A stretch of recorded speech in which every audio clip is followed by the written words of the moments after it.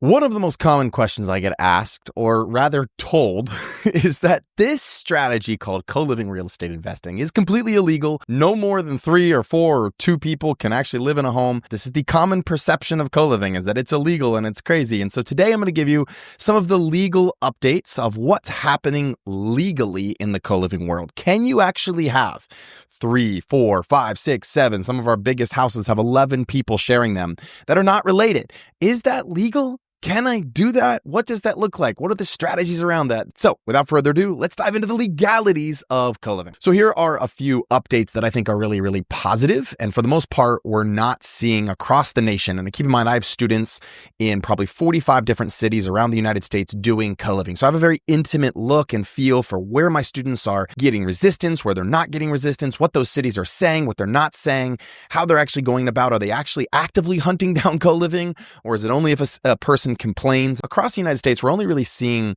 that co-living is really one of those things where it's like if someone complains, then something gets taken to the city, and then you have to deal with it from there. So update number 1 is that the city council of a town called Portsmouth, New Hampshire, unanimously approved a new zoning ordinance allowing for co-living units. Again, this is just a huge breakthrough, even in a small town. I think what this shows is that the word co-living is getting out and about. People are understanding what this even freaking means. City councils, town councilors are understanding what it means, and they're moving to legalize it in a lot of areas. The second big update that I have for you guys that is really cool is something that happened for the whole state of Texas. It's a bill. It's the State Bill 1567. It's called the Frat House Bill. And what this allows is it basically makes it so that any city that's 250,000 people or larger, or if the university itself is 20,000 students or larger, then that city cannot limit. I'm going to repeat that because it's so key. Any city bigger than 250,000 or around a university that's 20,000 people or greater cannot limit the number of unrelated people that are living in a home. And that is the state bill that's been, to the best of my knowledge, completely passed, called the Frat House Bill in the state of Texas. So that's huge. That's huge. Now, maybe that doesn't help every single smaller city that doesn't have a university, but for a lot of cities, that's a huge win. So my update number 3 for you that I think is awesome in co-living is that Washington State made this new law that basically said, hey, we're the state government and we're mandating that every local government make it legal, make a legal path to do co-living in your city by December of 2025. So it's the end of this year as we're sitting here right now. So all cities in the state of Washington must find a way to permit new co-living homes, specifically in multifamily zones. So that's maybe the part that isn't exactly perfect, but it's specifically in multifamily zones, but every city has to take a look at that. Now, again, that's not 100% of what I would want as a co-living investor, but that's huge. And again, what I'm hoping to share with you guys today is you need to be looking for trends. Whenever you're investing in something, if you invest in it after it's already here, you're too late. Wayne Gretzky, he was a famous hockey player, said, I'm successful because I skate to where the puck is going, not where the puck is. So if you're here listening to this, it's because you're trying to understand where the puck is going. And these are trends that I'm showing you. So that was update number 3 around Washington. And then right here in my state of North Carolina, Raleigh has just introduced a new bill that would allow a bunch more zonings, not every zoning, but it would allow co-living in like 7 different zonings that are in their city, which I think is so cool because it's a city taking a really hard look and saying, wow, this is already here. This is already solving affordable housing. Let's just make it easier to do it. So that's cool that came out. New York City, a little while ago, this is actually something I've been talking about for a while. It's called the City of Yes Initiative. And this is basically a huge incentive that New York City, that came out with the City of Yes Initiative, is trying to incentivize builders and developers to take empty office buildings and convert them to co-living. Now, for full transparency, I have looked into doing this here in Charlotte. And to be honest, once you calculate the rezoning costs and all these different costs, it kind of doesn't make sense to do it from a financial standpoint, at least for me. But I think you guys are going to start seeing this more. You're going to start seeing some big companies and big developers and cities go out there and say, look, a lot of our office spaces are empty. Instead of going to build and develop new ones, we'll make it easier for you to rezone to co-living. And so maybe that's an approach you take, looking at old office buildings, converting them to co-living, right? The US government did this a while back with opportunity zones. and downtowns. They said, look, we're going to make these massive tax breaks for people to revitalize downtowns. And now you have downtowns around the United States have just popped with life because all this money was poured into them, and they're new and they're hip and they're cool. And so you're kind of seeing that same trend, not quite to that extent yet, but you're seeing that same trend happen in the co-living space. And then something really cool, the city of San Francisco just legalized up to 9 unrelated people living in a single family home, whereas before I think it was like 5 or maybe 6. They just bumped that up to 9. So you're seeing that a lot too. Cities are going, well, it was 2 or 3 or whatever, like some insane number, and now it's 6 or 7 or 8 or 9, right? That's my 6th update, is that San Francisco formed that regulation, that legislation, which is super positive. Now, here's my take on all these regulations. To be honest, they're not 100% of what I want to see yet. We are headed in the right direction, and the trend is trending. If this were a stock, this is when you're starting to see it do that upward motion, right? So you want to jump on it then. You don't want to jump on it after it's all the way at the top. And we're seeing a lot more of this. Very rarely, and I mean very rarely, like maybe in 2 cities, Nashville and maybe Sarasota, Florida, we're seeing these cities come out and say, we hate this and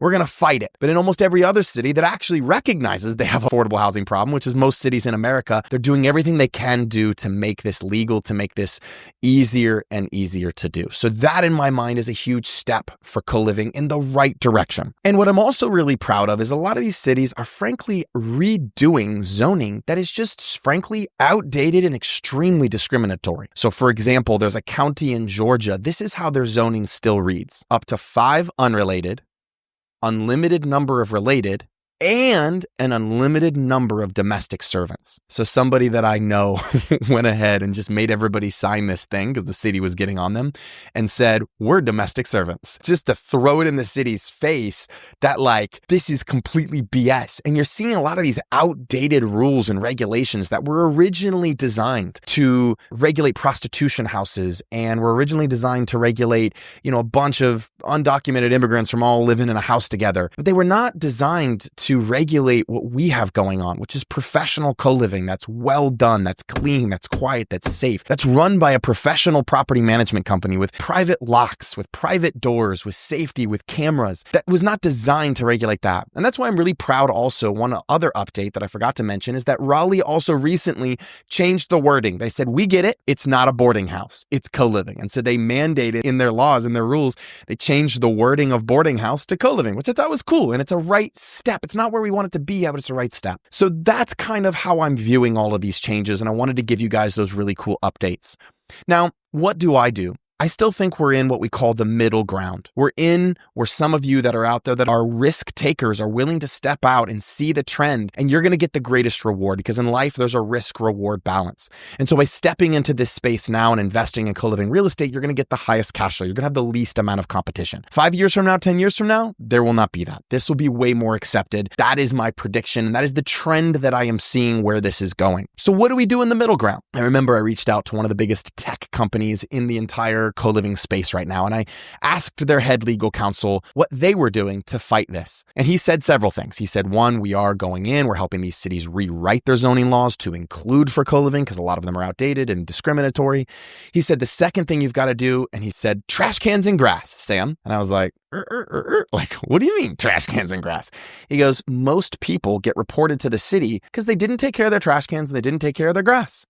And their house is dilapidated and it's falling apart. And I said, well, you don't have to worry about that with our homes because I teach this stuff to hundreds of students and we all are taking care of our grass and our trash cans and we've got systems for that. And he said, well, great. Just be mindful that your home has to be just as nice, if not nicer than every other home in that neighborhood. And I'll add to what he said for a second because it's something I'm very passionate about teaching. And that is your co-living home must be in a neighborhood where it fits that neighborhood. So if you drive through your neighborhood before you buy your first, second, whatever co-living home, and everybody's got this perfect white picket fence and their grass is taken care of super well, and you're there and you're like, it's just too nice, don't go into that. I had a student once who went into a home, had an HOA, and I was like, don't buy. And finally I convinced him not to buy because it could have cost him so many tens of thousands of dollars fighting HOA, whatever. And then he went to another neighborhood and there was a goat in someone's front yard. He's like, Sam, is this better? And I'm like, well, you might have gone to the other end of the extreme, but you guys get the idea. If I see someone's grass a little bit long or someone got a work truck in their front yard and their driveway, I like this neighborhood, right? It's workforce affordable housing. That's what we're going for, right? A blue collar kind of feel. And that's okay. It's a neighborhood I grew up in and co-living would have fit probably perfectly. frankly, in some of those neighborhoods that I grew up in. And that's okay.